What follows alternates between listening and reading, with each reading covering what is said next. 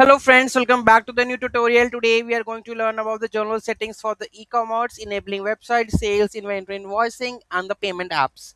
So what the objective is, turn on and the wire together to 5 core apps that power an Odoo online store. So first of all, we have to install the website sales and inventory full accounting module. From where?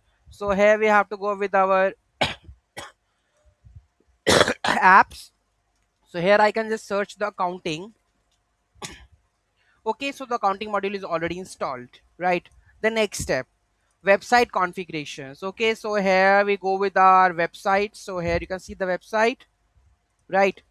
And here you can see that we have the site, homepage, menu editor, pages, contact. Okay, and then we have a configuration, we have a settings. Okay, so here you can see that you can do the e-commerce settings. You can find the payment provider from here. You can search any payments from there, right?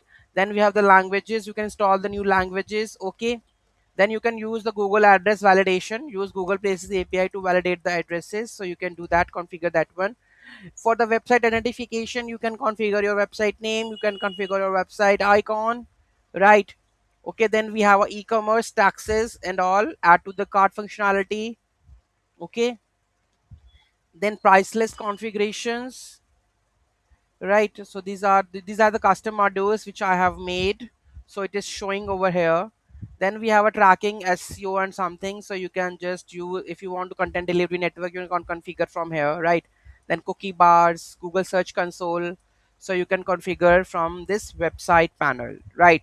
So this is all about that one. Then we have the, you want to check the sales orders, how much, so it will come over here. Then you have to go with our invoicing, so you can raise the invoices, right? Okay, then we have a inventory module, then we have a products. Okay, so here you can see the taxes, currencies. Okay, then invoicing, payment providers, payment methods, so you will get it from here. Then we have a customers, then we have a vendors. Okay, and then here you can see that we have invoicing, inventory we can check. Okay, so here we have a purchase or inventory, so this is different part. This is I have, I think, made. Now we have an inventory, so you can just how many deliver orders we have, right? So here, from here you can go to the categories, also attributes, units, packages, right from there. Okay, and we have products also. So here you can see that the products, here you can add the products relatively, add their color variant, sales, right, is published. Okay, purchase units, inventory, you can maintain how much inventory we have, right? So this is from here you can create the products categories, right?